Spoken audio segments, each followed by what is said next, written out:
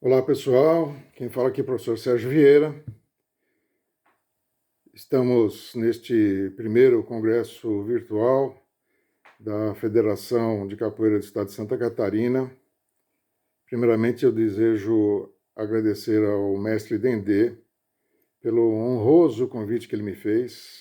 Dendê, muito obrigado. E na saudação que eu faço ao mestre Dendê, eu saúdo também todos os mestres de Santa Catarina e todos os que estão assistindo a esse evento, que eu sei, inclusive, que já atingiu uma proporção internacional. Desejo também dizer que para mim é uma dupla alegria, né, estar com vocês aqui, porque eu acompanhei muito de perto o que aconteceu, né, os fatos que aconteceram para a fundação da Federação de Santa Catarina. Muitas federações já existiam, né, no Brasil, mas faltava Santa Catarina se juntar a esse processo. E acompanhei muito de perto, como disse, desde os trabalhos do Dr. Luiz Rocha, lá de Chapecó, as barras enfrentadas pelo mestre Jean Latino, que também eu saúdo aqui, junto com o Dr. Luiz Rocha, se estiver nos assistindo. E agora o presidente da Federação de Santa Catarina, mestre Tendê, por esse maravilhoso evento ocorrendo dentro de uma federação e que mostra que as federações esportivas precisam atuar de uma maneira ampla, global. E o que está acontecendo hoje aqui é um exemplo para todas as federações, não só do Brasil, mas das que estão no exterior, né? Bom, gente, o Dendê me pediu para falar sobre a capoeira como patrimônio imaterial, e especificamente da humanidade. Né? Só que para tratarmos desse assunto, nós precisaremos fazer uma revisão sobre o que aconteceu antes desse processo. Entenderam? E aí eu peço a atenção de todos vocês, porque aqui nós vamos revelar alguns fatos históricos que não são de conhecimento de 99,99% dos capoeiristas, né? É assunto que não é tratado em livros, não é tratado em eventos, né? Mas que fazem parte da história da capoeira, então nós vamos esclarecer aqui exatamente esse processo todo, ok? Bom, igualmente a live que nós gravamos lá para o Mestre Tiozinho, no programa Capoeira na Roda, eu preciso dizer que, embora eu tenha um protagonismo, né, muito grande nesse processo, e não é algo que eu fiz sozinho, entendeu? Eu quero deixar isso muito claro, porque foram 30 anos de pesquisas sobre a capoeira de um modo geral, em todo o Brasil, e em 56 países que eu tive a oportunidade de conhecer a capoeira. Né? Eu tive essa facilidade porque eu trabalhei na aviação durante 20 anos, e aí juntava-se aí a oportunidade de viajar, passagens gratuitas, né? E eu pude ter essa visão, não mundial, mas de uma grande parcela dos países, a capoeira como ela se encontra no mundo, né? E no Brasil, de ponta a ponta. Né? Bom,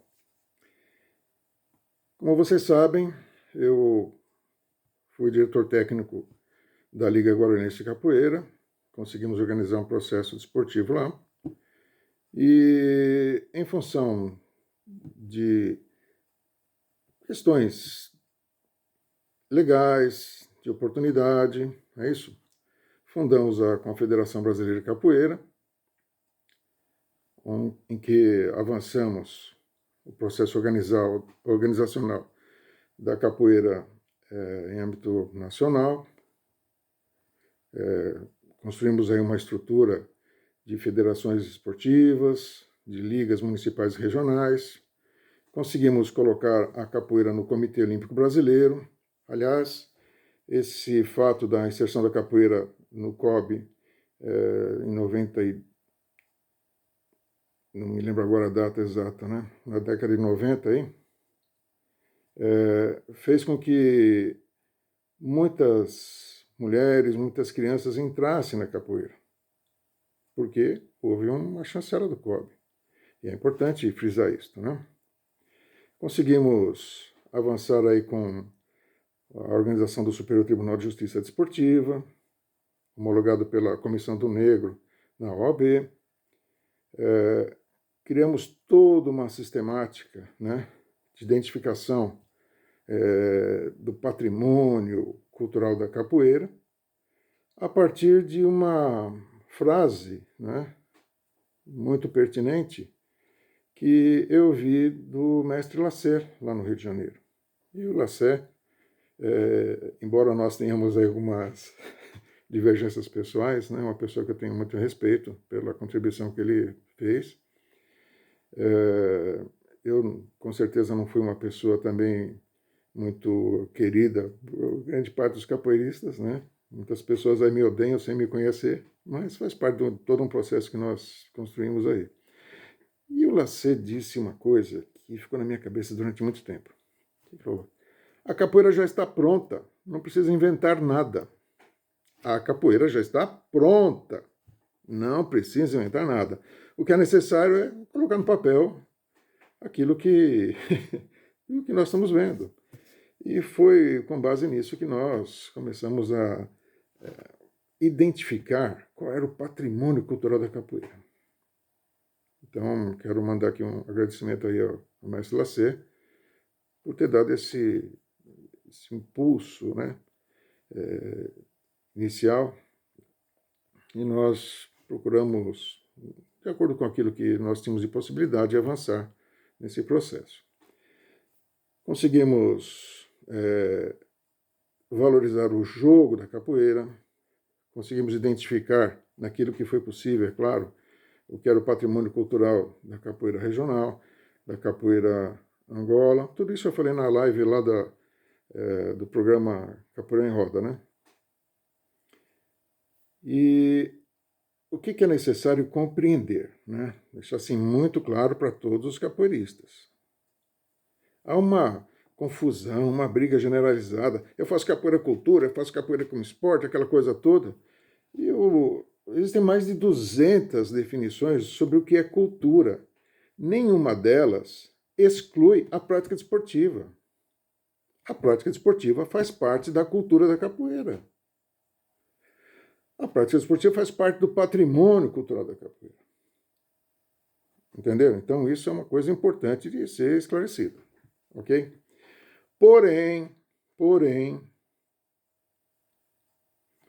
para efeitos governamentais,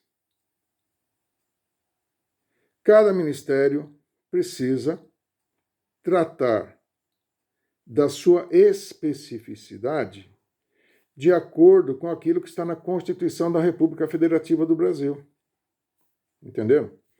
Então, era necessário registrarmos uma situação pela qual a capoeira fosse reconhecida como desporto de criação nacional,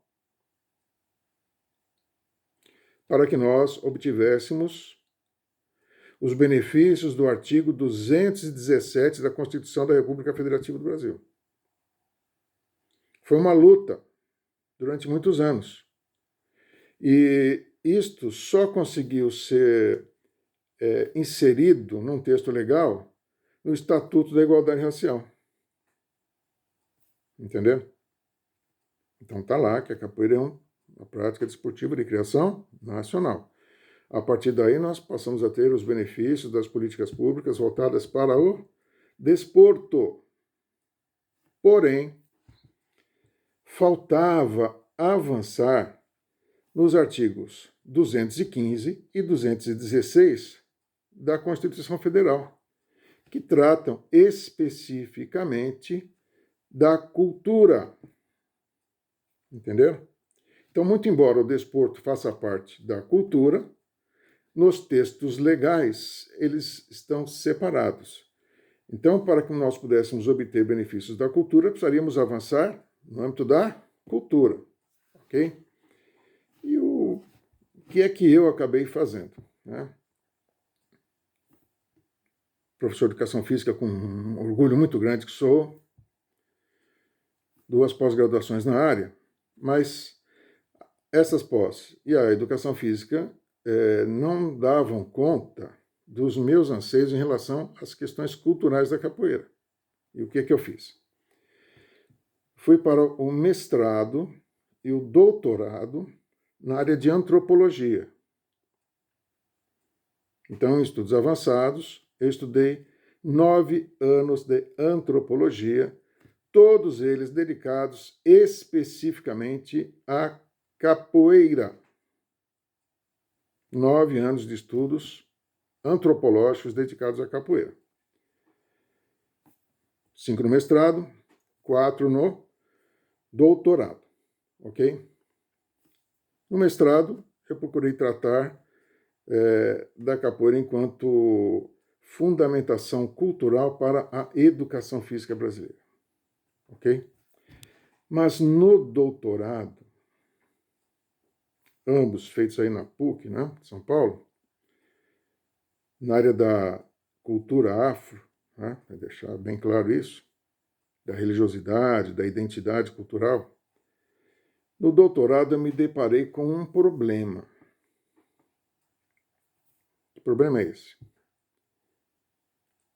O que de patrimoniável existe em um patrimônio imaterial? No patrimônio material, é simples. Olhamos um prédio aí, né, construído no século passado, não é isso? Tombado aí pelo IFAM como patrimônio material, não é isso? E ele tem lá suas características, tem tudo certinho, né? Eu costumo brincar assim que tem um lugarzinho onde eu posso colocar uma chapinha de identificação do patrimônio. Mas a questão é, o que de patrimônio existe num patrimônio imaterial? O que de patrimoniável existe num patrimônio imaterial? Bom,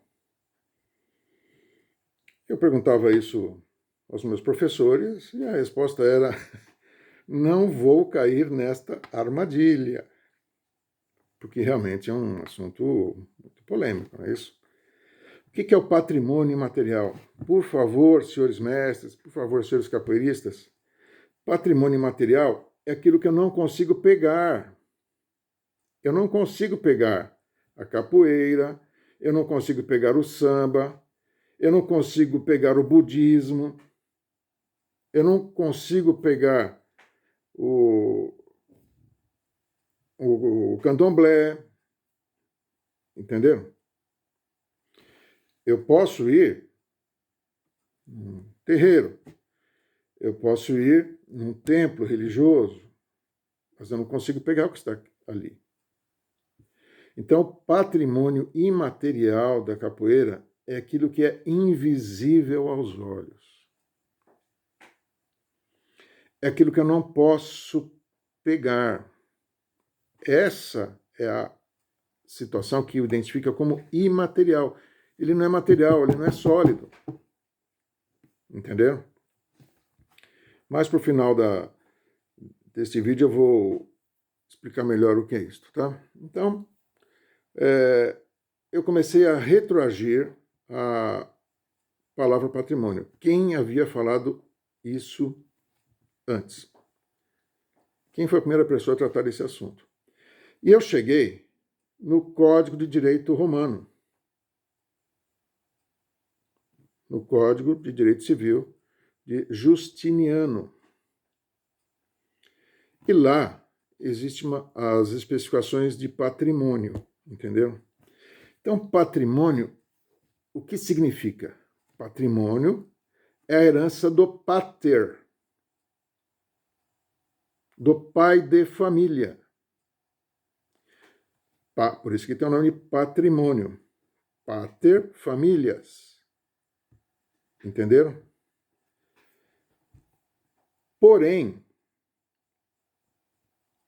os romanos não entendiam a família como, do pater famílias, como de relações de sangue. Entenderam? Então, pátria familias não é aquele que gera a vida, mas assim aquele que é chefe da família. Os romanos tinham uma palavra para identificar quem era aquele que dava origem aos filhos, ou aqueles, né? Eles chamavam de genitor, ou genitora. Entenderam? Está até em algumas orações aí, na Igreja Católica, né? Jesus foi gerado por um genitor, genitório e genitório, né?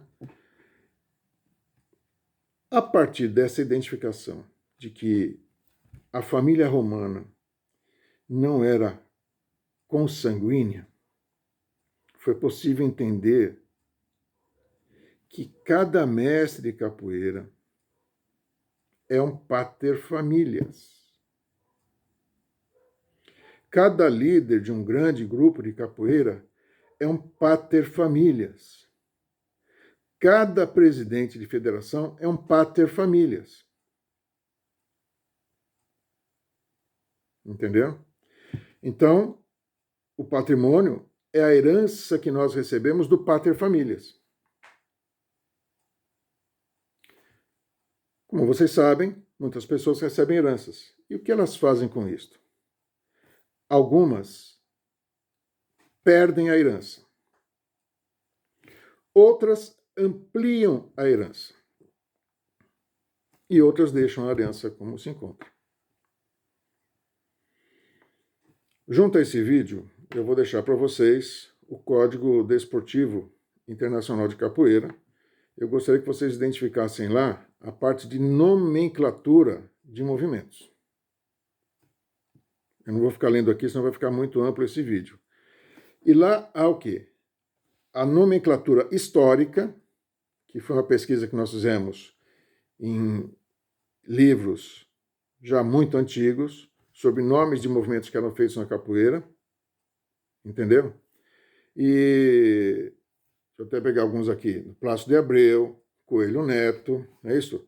Aníbal Bulamarque, importantíssimo, né? E também de um livreto que saiu com as siglas ODC, que muita gente pensa que era a sigla do nome da pessoa, e não é. ODC significa ofereço, dedico e consagro, no caso a distinta mocidade, né? E essa sigla estava na maioria dos livros impressos aí na primeira metade do século XX, tá? E no ODC lá, nesse livreto apócrifo, né, existe também uma nomenclatura. Agora, o que eu desejo que vocês verifiquem na nomenclatura histórica, que eu vou deixar para vocês, é que a maioria desses movimentos foram perdidos, foram esquecidos, foram deixados de lado. Então, o que significa isto? Que uma parte do patrimônio da capoeira está perdida. O que nós fizemos aí na CBC e na FICA? Organizamos congressos nacionais, organizamos congressos internacionais, né, para tentarmos identificar quais eram os movimentos que ainda hoje eram identificados, para que isso não fosse perdido, né? E chegamos aí a 77 movimentos na capoeira regional e a 24 movimentos na capoeira Angola. É um trabalho pronto e acabado? Não. É o que se pôde fazer para tentar identificar qual é o patrimônio hoje.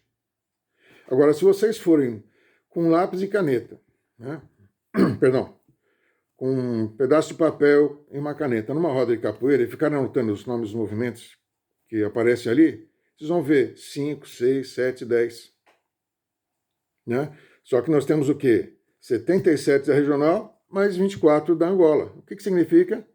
Que 90% dos movimentos de capoeira estão sendo perdidos por essa geração. Significa que o patrimônio cultural da capoeira está sendo perdido por falta de uso. Está havendo uma eliminação seletiva em função da não prática dos mesmos. Bom, fizemos todo esse trabalho, né? Isso foi, então, organizado numa tese de doutorado, ok? Que está aqui, da capoeira como patrimônio cultural, né? Que foi definido na PUC em 2004. E o que aconteceu? Num encontro da Associação Nacional de Pós-Graduação em Ciências Sociais, a minha orientadora encontrou com o presidente do IFAM na época, dizendo que estava orientando uma tese de doutorado sobre a capoeira como patrimônio imaterial. E ele ficou extremamente feliz porque havia um projeto de registro da capoeira como patrimônio imaterial, só que estava travado por ser ilegal. A entrada foi dada em 2004 pela deputada Alice Portugal. Só que isso é ilegal, porque o legislativo não pode pedir registro de patrimônio imaterial. Isso é uma iniciativa somente do Poder Executivo. Então, tudo aquilo foi arquivado. E, na ocasião, no encontro da Ampox, o presidente do IFAM informou isto, ok?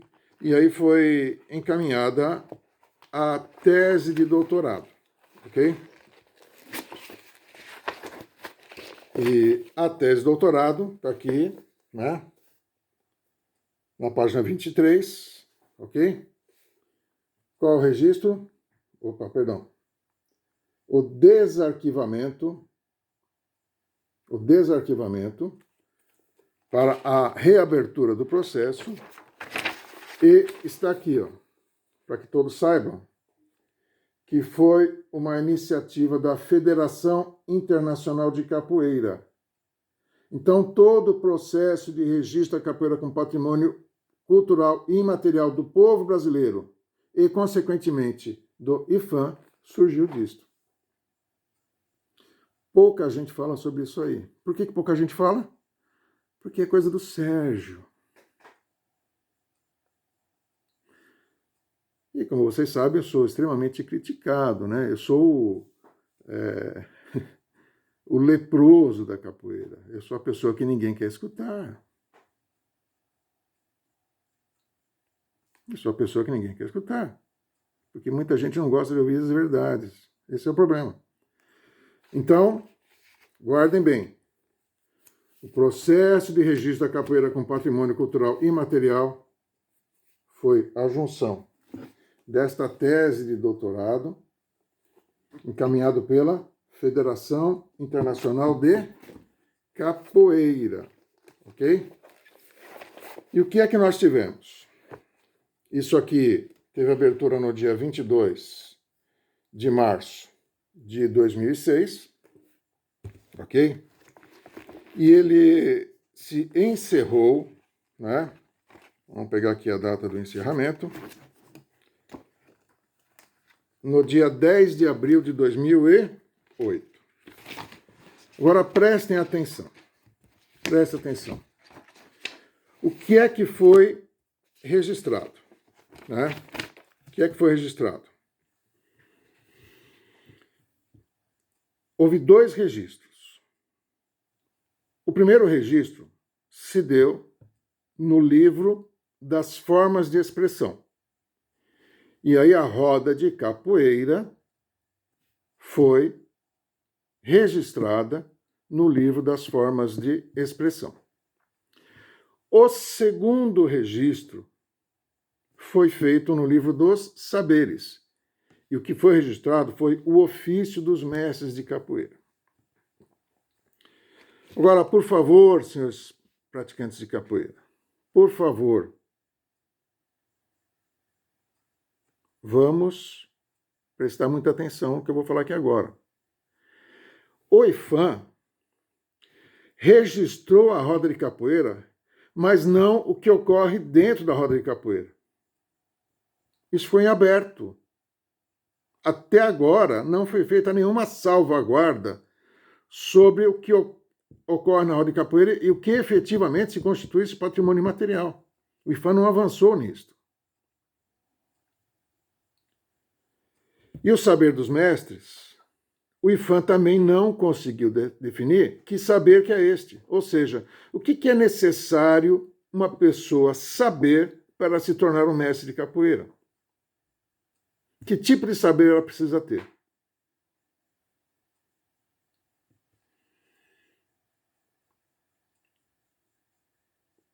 O IFAM não respondeu estas perguntas até hoje. Mas surgiram 3 políticas públicas. 3 políticas públicas. Quais foram? O portal capoeira.gov.br, www.capoeira.gov.br. Então, se vocês analisarem toda a história de exclusão social que o governo brasileiro teve para com a capoeira, desde o século XVII, e hoje nós temos um portal, capoeira.gov, essa é uma política importante. Mas não deu certo. Por quê? Porque é um cadastro. E o que acontece? Aquela esquizofrenia, me perdoem a palavra, que paira na capoeira, e muitos, quando viram o portal, falaram: não vamos nos identificar, porque o governo quer perseguir os capoeiristas, e essa é uma forma de controle social. Gente, vamos parar com essa bobagem. Se o governo brasileiro não souber quantos capoeiristas existem no Brasil, ele não vai dar a mínima importância. Então, lá, nesse portal, é um ponto importante de registro numérico de quantos capoeiristas nós somos. Nós tentamos colocar isso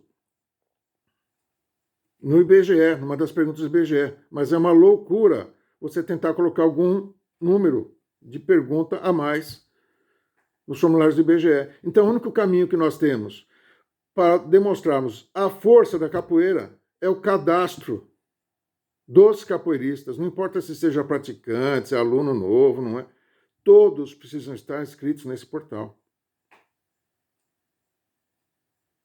Então, gente, o caminho está dado, é seguir em frente. Segunda política que surgiu foi a salvaguarda que passou a ser feita em todos os estados. Bom, esta salvaguarda, que me perdoem os defensores dela, é uma verdadeira piada. O IFAM gastou uma fortuna contratando empresas. Aqui em São Paulo foi contratada uma tal de... Vou pegar até o nome aqui. Demacamp, em 2016, para fazer um levantamento de quantos capoeiristas existem no estado de São Paulo. E até hoje eu não sei o que ela fez. Em vários estados foram contratadas empresas para fazer esse levantamento. Eu não sei se todos. Mas o que acontece é que aquilo que o IFAM chama de salvaguarda nada mais é do que juntar os mestres mais antigos e dar para eles um diploma de honra ao mérito. Agora presta atenção, mestre de capoeira não é patrimônio imaterial, é patrimônio humano. No Rio de Janeiro foi feito isso. E o que efetivamente se fez pela capoeira? A resposta é nada. Muitos saíram felizes, reconhecidos pelo governo brasileiro, é claro, com todo o mérito, né?